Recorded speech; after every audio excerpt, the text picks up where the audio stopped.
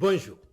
Une des façons les plus efficaces de manipuler quelqu'un, c'est de le placer sur un piédestal avec des compliments bien calibrés et ce d'autant plus que les dits compliments ne sont pas mérités. Le récipiendaire, flatté dans son orgueil et désireux de conserver son nouveau statut valorisant, sera alors plus susceptible de faire les choses que l'on souhaite. Quand votre conjointe commence une phrase par « toi qui es fort, toi qui es grand, toi qui es patient », vous pouvez être sûr que vous allez vous retrouver dans les minutes qui suivent à accomplir une corvée dont vous vous seriez bien passé. Mais cette technique peut aussi, à l'inverse, être utilisé pour pousser à l'inaction ou limiter la marge de manœuvre en vantant le sens de l'honneur de la cible de façon à s'assurer que pour se conformer au reflet flatteur qu'on lui renvoie d'elle-même, elle fera montre d'une noble tolérance et n'utilisera pas d'armes qui la déshonoreraient alors que vous restez libre de les utiliser contre elle. C'est terriblement efficace et le système fait exactement ça avec les fameuses valeurs qu'on peut résumer à laisse-toi envahir et ferme ta gueule sinon t'es raciste qu'on nous administre depuis le berceau à l'intraveineuse et à un suppositoire et qui font que tout imbu de cette supériorité morale qu'on nous a vendue,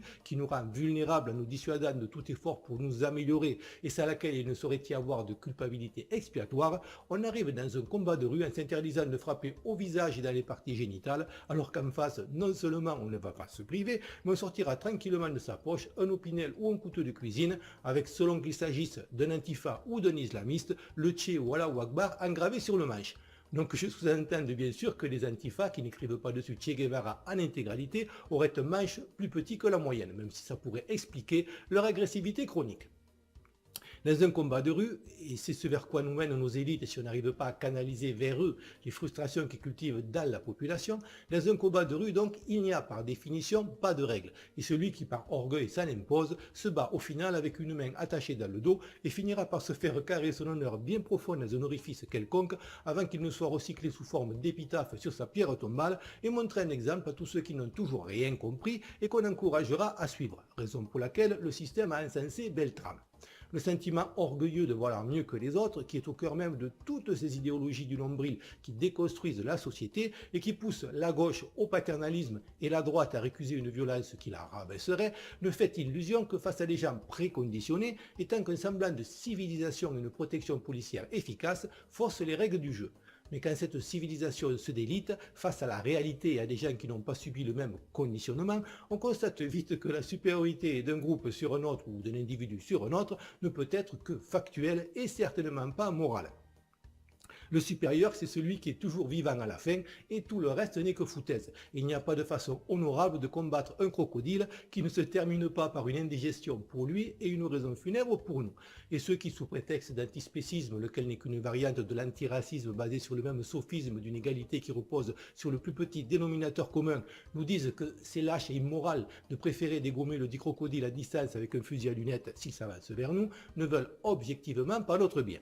Pour autant, si on se doit d'évaluer correctement la situation et de laisser tomber, quand c'est nécessaire, toute considération morale, humaine ou autre, et de tirer, métaphoriquement, dans le tas, sans état d'âme, quand il s'agit de légitime défense et de l'avenir de nos enfants et de notre civilisation, on peut et on doit garder un sens de l'honneur si l'on veut que la dite civilisation ait encore un but et un avenir. Simplement, il doit, comme au temps où la France rayonnait sur le monde, s'appuyer sur une supériorité réelle qui se gagne par l'effort et suffisamment d'humilité pour aller au bout de son potentiel et devenir meilleur, et non pas sur une médaille en chocolat attribuée par des parasites qui ont le corbeau et le renard comme livre de chevet. Tout flatteur vieux dépend de celui qui l'écoute et pour les compliments comme pour le reste, en général et malheureusement pour l'humanité, quand c'est gratuit, c'est juste qu'on n'a pas encore payé. La différence donc entre l'être civilisé, la racaille ou le gaucho nombriliste, c'est que le premier essaiera de s'élever en accroissant ses compétences et son savoir, alors que l'autre aura recours à la violence systématique et à la destruction pour tirer tout ce qui l'entoure vers le bas sur le seul terrain où il a l'avantage. Pour s'élever et élever la société, même s'il ne faut pas être naïf au point de ne pas rendre les coups quand on est attaqué, il est donc toujours préférable de travailler à devenir meilleur plutôt que de tomber dans la facilité en essayant d'entrée de jeu d'éliminer un par un tous ses concurrents. Autant dire que ce n'est pas ce qui se passe en politique, ce qui explique grandement le déclin de notre civilisation.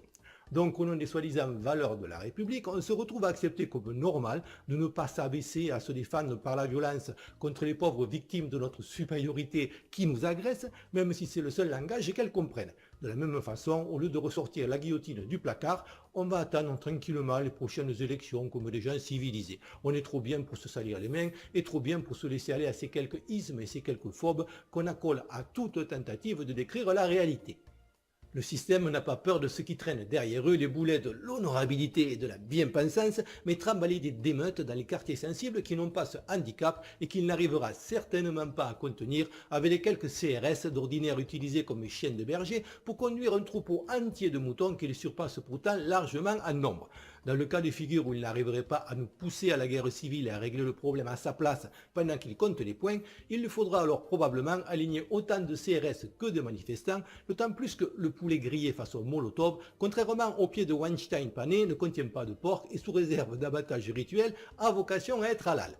En dehors de ces fameuses valeurs dont ceux qui les prêchent seraient bien en peine de donner la liste, une autre variante pour nous conduire à nous auto-désarmer est de nous pousser à défendre un absolu comme la vérité ou la neutralité, lesquels, hors d'atteinte de l'humain, sont autant de pièges pour le manipuler. Il est facile alors de lui reprocher de ne pas détenir la vérité ou de ne pas être neutre en omettant de préciser que ce n'est pas possible et qu'on ne l'est pas non plus. Pour ma part, je n'ai jamais prétendu être neutre, car je défends un pays et une civilisation que je crois indispensable pour que l'humanité conserve une petite chance d'avoir encore un avenir. Alors non, je ne suis pas neutre. En revanche, j'essaie d'être logique et cohérent et de garder le souci du bien commun à longue échéance. Mais ce serait nier dangereusement la réalité que d'occulter le caractère multidimensionnel des combats à mener, et sans tomber pour autant dans le piège de se laisser entraîner à leur niveau, il est parfois nécessaire d'adopter des positionnements tactiques, et tout en développant en revanche rigoureusement notre pensée sur la raison, la logique et l'évidence, de parfois utiliser les mêmes méthodes que nos adversaires à ce qui concerne non pas les idées, généralement ils n'ont que des opinions, mais le cirque médiatique, arène dans laquelle on hélas majoritairement lieu les combats. Tout ce qui peut nuire aux 10 adversaires est a priori positif et peut être utilisé. Je ne vais pas moi-même inventer un mensonge, l'absurdité des comportements du camp d'en face me donnant déjà suffisamment de munitions. Mais je ne vais certainement pas gaspiller même une seconde de ma vie à vérifier ou débunker quoi que ce soit de nature à nuire au système, lequel lui a bien compris l'adage « dénigrer, il en restera toujours quelque chose ». Tous ces débunkers sur le net qui passent leur temps à traquer les complots et à tenter de dédouaner le dit système sans jamais débunker les versions officielles, le tout au nom de la vérité, sont soit très naïfs, soit ont clairement choisi leur camp.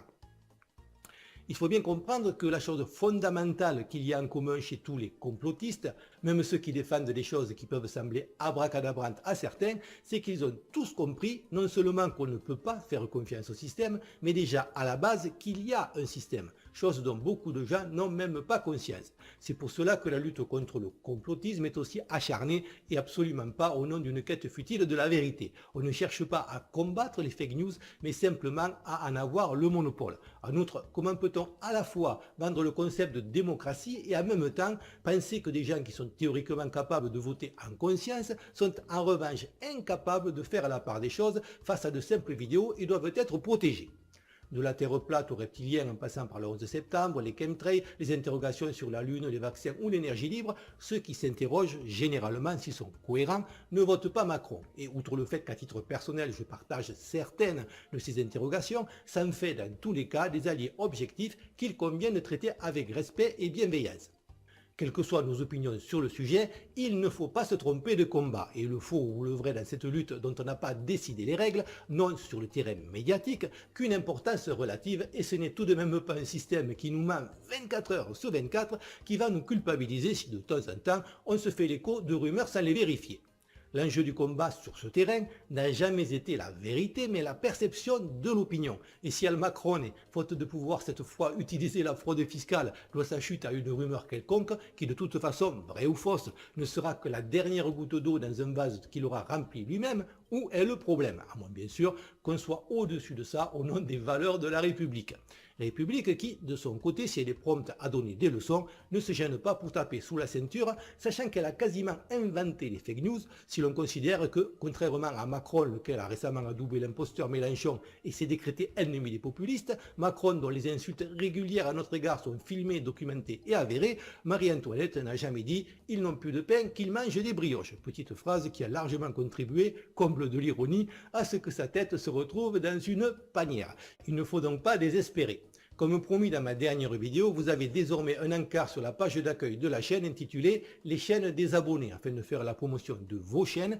et d'aider ceux qui veulent se lancer. Dans la mesure de mon audience, quand même moins élevée que si je parlais des sujets vraiment importants qui intéressent les gens, comme des chats sur un skateboard ou des extractions de comédons. Si vous voulez y figurer, ou à l'inverse ne plus y figurer, indiquez-le moi dans les commentaires. Cette chaîne n'est pas monétisée, je ne vends rien et je fais ce que je peux dans la limite d'un temps qui m'est compté et souvent au détriment d'autres choses pour développer, tant qu'on me laisse faire, un discours de la seule prétention est d'être logique, honnête et argumenté. Je n'ai pas la prétention de détenir la vérité et je suis toujours heureux quand je peux enrichir ma réflexion d'éléments qui m'avaient échappé, peu importe qu'ils aillent dans mon sens ou non, donc n'hésitez pas à utiliser les commentaires.